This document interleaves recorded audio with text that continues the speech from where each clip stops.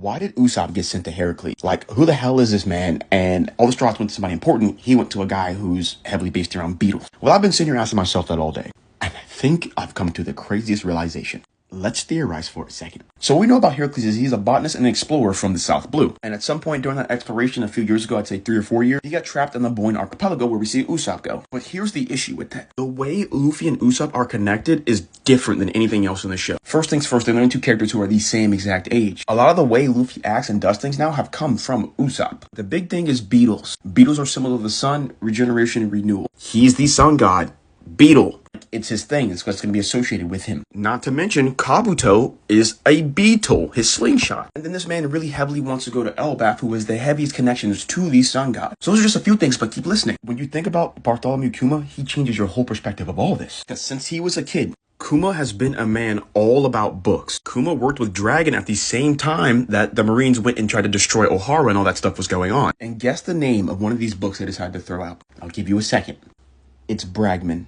The very same book Oda just referenced, the same book that's describing Elbaf to us right now. Why is this big? These two worked together the same time that was happening to Ohara. Kuma specifically sat there watching Luffy grow up from a distance and came to the conclusion, this man's going to save the world. We take on the notion he's possibly read this book or the other books like it. Thinking is, A, this Bible contains contents from Bragman inside of it. That's why Body knows about all these islands and stuff, because Bragman has that type of information. He just keeps a Bible cover so the government doesn't come after him and worry about it. And with that being said, he's been following Luffy in them around the entire time. One thing he did was when Bonnie's Sapphire Scale was going on, he went to the Boyne Archipelago, where Heracles was. And then eventually ends up sending Usopp there for some reason. So here's the theory. Heracles is A, Lewis Arnott, the author of this book, or B, we're also told that there are multiple authors in this book, so he is one of the authors who put information inside of this book. That would make sense for me why he sent Usopp there, to learn from one of the very men who were on one of these brave expeditions, especially going to Elbaf. Now, since we know these books were saved, that means that book was saved too. And it's in Elbaf. The giants took all the books. So we can see all this come full circle with Heracles. I think this is also big because